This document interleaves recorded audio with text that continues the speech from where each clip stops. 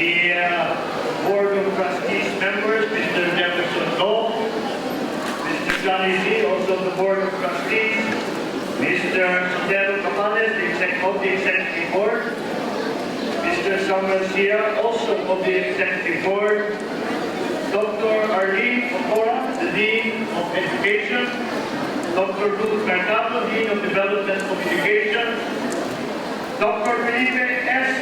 Embalsado, the Dean of HRM and Tourism Management, Dr. Emil Villaseran, the Dean of Information Technology, and of course, to the students of University of Cebu, Balinan Campus in attendance this morning, all the administrators, teaching staff, and other personnel and employees of the university, visiting students, guests, friends, magandang umaga po sa inyong lahat. Maayong buntag kanilang tanan. First of all, let me thank you for your very warm welcome that you gave to me as I arrived here today in your campuses. On this occasion where I am to give you a short talk about the efforts that the peace process that we are conducting in Muslim Mindanao, and it has come to be known as the Bangsamoro Basic Law.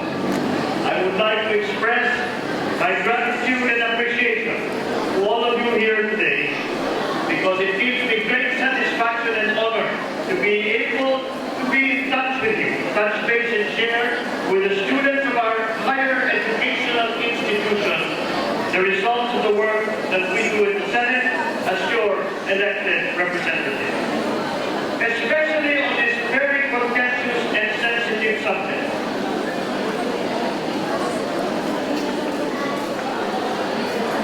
But on the matter of the Bangsamoro Basic Law, which portends great impact on our country and our people, and from which not only students of political science and other politically inclined students, but all students concerned about the state of our politics, about our government, about our nation, from which I hope you will be able to pick up some important lessons. But first, allow me to assure everybody, walang exam para ini. But I cannot speak with behalf of your professors. They might suddenly, pagbalik nyo sa classroom, magkaroon ng pop-quiz. At palagay ko, hindi naman siguro. As a diligent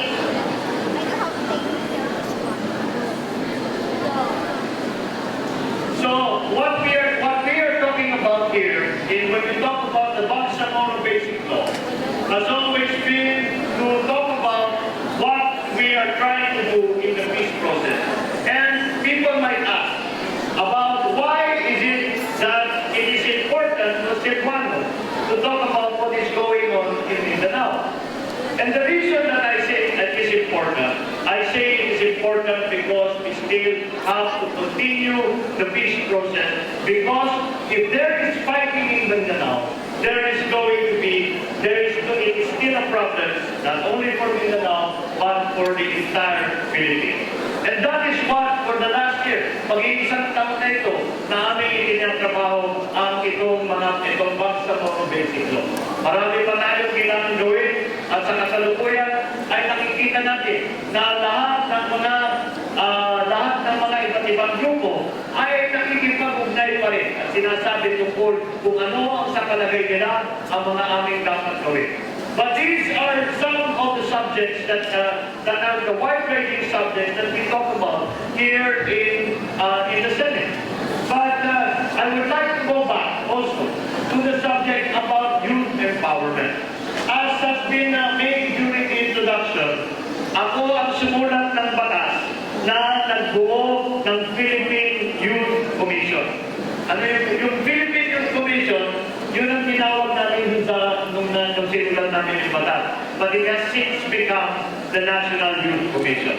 Now, why was that important to me? That was my first bill that I filed and authored in Congress.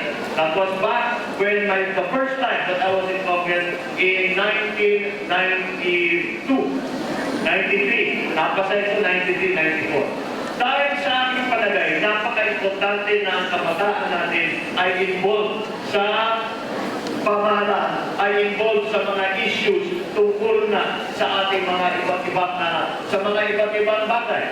And why is it important that young people have a voice, have an involvement in government?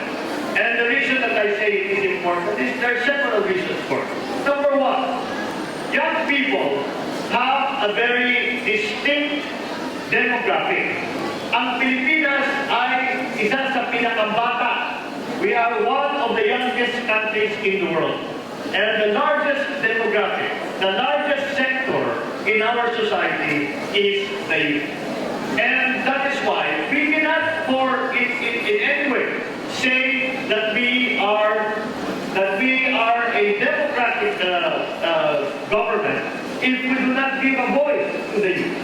We have to constantly always remind ourselves that the young people have an important role to play. Secondly, young people have distinct issues. Ang mga inaalala ng mga kabataan ay mga bagay-bagay na hindi masyadong inaalala ng mga nakakatanda. Dahil, for example, you are worried about schooling. You are worried about manipulation. You are worried about bullying. Drugs is directed against young people. All of these issues are distinct to young people. And without a voice in government, our young people will be unable to make their feelings known to the government. And the government will never be able to solve those problems because those problems have not been made known to the government. And many times, maraming bagay, maraming mga issue, maraming mga problema na ating nakikita na hindi naman pagka sinasabi problema ng kabataan yan, dapat hindi lamang ang problema ng kabataan ang naririnig natin kung hindi pati ang makasolusyon dyan sa problema yan. At kadalasan, ang solusyon sa problema yan ay magkakaling sa kabataan din. And thirdly, and very importantly, kami naman na nasa gobyerno ngayon, hindi naman kami nandito, lilipas din kami, mawawala din kami.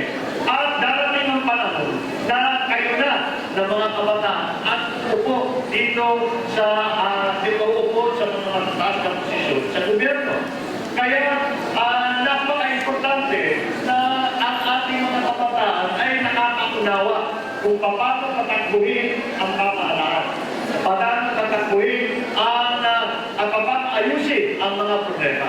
Kapag dumating ang araw na ang mga bata ang nakaupo na, malugtog na sa mga matataas na posisyon, ay makikita natin na napaka-importante na sila ay sanay na at makakapagbigay ng tulong sa mga issue na ibinit na lumalabas sa hindi lamang sa kabataan kundi sa buong bansa. That is why it is very important, and I was very happy to be the inducting officer for the Supreme Student Government of the Cebu Eastern College, because this is precisely these new officers that we have inducted here today, they are the beginning of the involvement of young people in government. That is something that we have consistently tried to encourage in our government. Noong panahon pa, noong nakaraan, kung ngayon meron tayo tinatawag na sangguniang kabataan. Noong nakaraan, when my father was still president, meron kami tinatawag na youth movement. Ang tawag ay Kabataang Barangay. Yan ang nauna sa SK. Yung sa Kabataang Barangay ay simple lamang ang aming sinasabi. At lagi namin sinasabi sa mga kabataan, kailangan ma-involve kayo. Kailangan kayo lumabas at magsabi kayo kapag meron kayo nakikita hindi tamang nangyayari. Kapag may naisip kayo na dapat gagawin, meron kayong dapat sabihin. At simple lamang dati ang slogan namin. At yung palagay ko, applicable pa rin ito hanggang ngayon. And I would encourage again the newly inducted officers of the Supreme Government, Student Government of the Eastern College to remember a very simple idea. coordinated, it is very easy, it is very effective.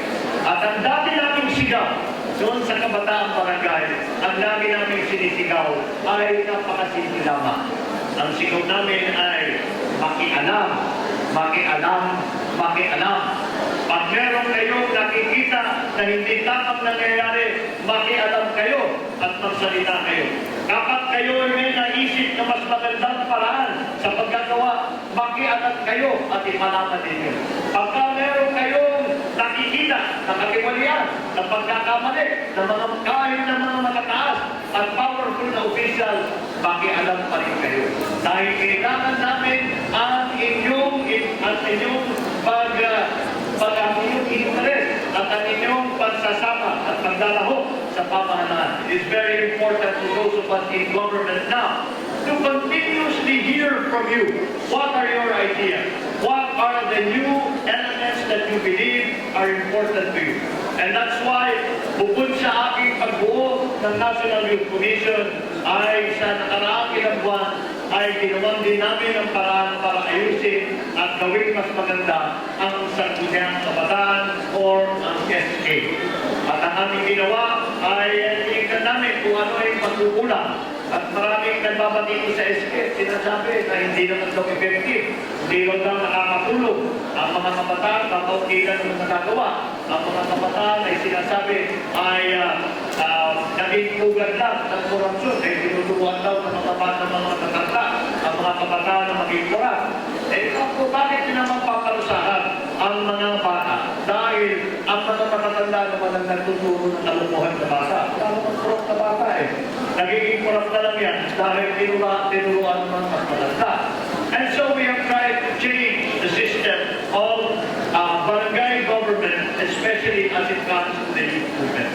And that is why we continue to make this amendment. Meron kaming batas ngayon na tinatawag namin the Reform Bill for the Sangguniang Kabataan. At ito ay para namin sinasagot lahat ng mga patikos, lahat ng mga sinasabing pagkukulang ng SK. At sa ganung paraan ay aming pinagsasama-sama ang lahat ng mga interesado na tumulong sa mga kabataan. Ngayon, nung nakaraan, ang SK, ang mga nakaupo lamang dyan, ay ang mga elected SK officials. Ngayon, ay sinasama na namin lahat ng iba't ibang grupo. Halimbawa, yung pagnapasa na itong batas nito, yan lahat ng mga bagong inducted na officers nito, ay magiging kasama na. Ang tawag namin sa buong organisasyon ay ang Katipunan ng Kabataan. At isang bahagi lamang ang SK dyan. At itong mga school-based na organization, kagaya ng inyong Supreme Student Government, ay masasama na, makikipag-ugnay na, mai-involve na, at magbibigay din ang kanilang kontribusyon sa mga susunod na ating sa mga pangangailangan ng kabataan. Pangalawa, ay ginandahan namin ang pagpondo para sa mga proyekto ng mga kabataan. Dahil sa ngayon, nakakaawa naman yung mga SK. Ang nangyayari lamang, pagka inaantay nila yung kanilang pondo, yung share nila na manggagaling sa barangay, eh kuminsan, nasasabi sa mga SK, wala na, nagamit na sa ibang bagay. Kaya naman, kawawag yung ating mga SK, kuminsan, nakikita natin, wala na silang ginawa kung hindi ang fundraising. That's right, it is very important that we give the young people an opportunity to take some initiatives. And those initiatives are going to be something that are going to be very, very important. That is something that we are hoping to fund. Thirdly, we are going to change the training program for our SK officials, for our Katipunan ng Kabataan, so that they are more aware of not only the job that they have to do, but they are also aware of all the history, all of the different ideologies, all of the political experiments that we have tried when we were in the past, since we have the Republic of the Philippines. And so that is why we still continue to need the support of young people. At huwag niyong makakalimutan, huwag ninyong papabayaan na sasabihin ninyo, a student government is something that that is not true. A student government is something that concerns and that is part of the youth movement of the entire country. You must not limit your thinking to say, dito lang sa Cebu Eastern College ang aming pag-uusapan. Ay hindi totoo yan. Kailangan tingnan ninyo ang lahat ng mga nangyayari, hindi lamang sa Cebu, kundi sa buong bansa. At kailangan ninyo titignan na malaman kung ano ba talaga mga issue, paano ito, paano magiging paramdam sa amin ito, paano magiging magiging epekto sa amin, kung ito ba ay tama, kung ito ba ay mali sa inyong pananaw. And your opinions still do count. And as I said, because the young people of our country today are the largest group, the largest sector, then we have to say, we have to recognize the importance of these young men and women who were inducted here today into the student government. It is important also because education is a central issue of young people.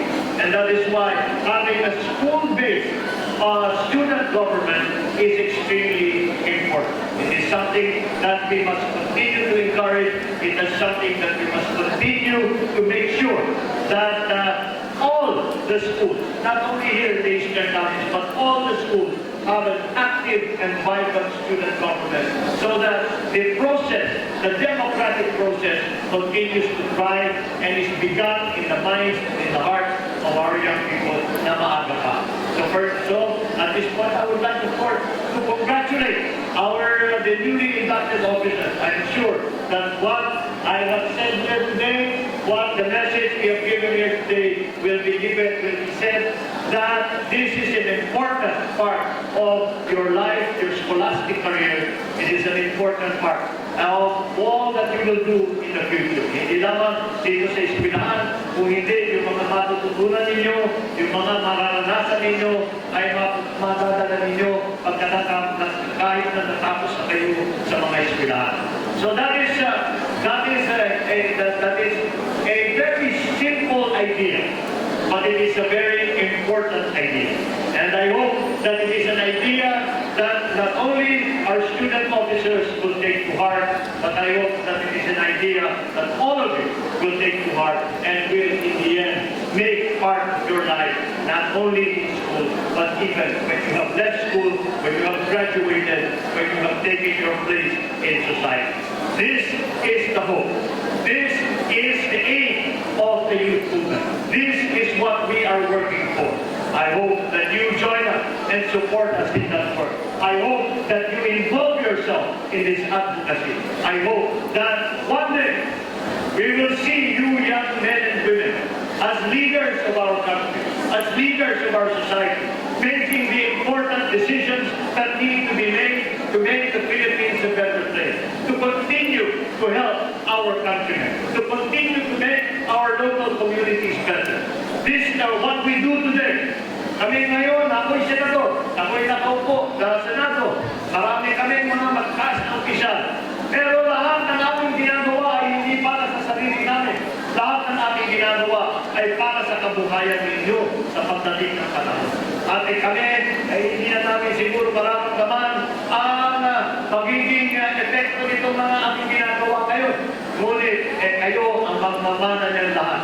So you will be, while we are only the custodians of the government, we are only the custodians of the country, it is you who will live that future that we are creating for you today. The present is merely the birthplace of the future.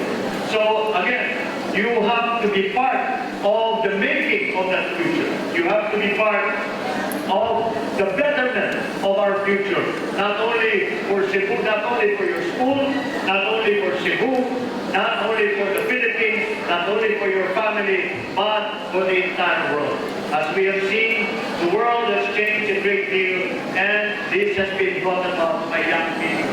The great changes that were made in the world were not made by very old people. Most of the most important changes that were made by young people. Kung titignan ninyo ang kasaysayan ng Pilipinas, karamihan ng ating mga naging bayani na nagbuo ng bansa ng Pilipinas ay wala pa sa 30 anyos.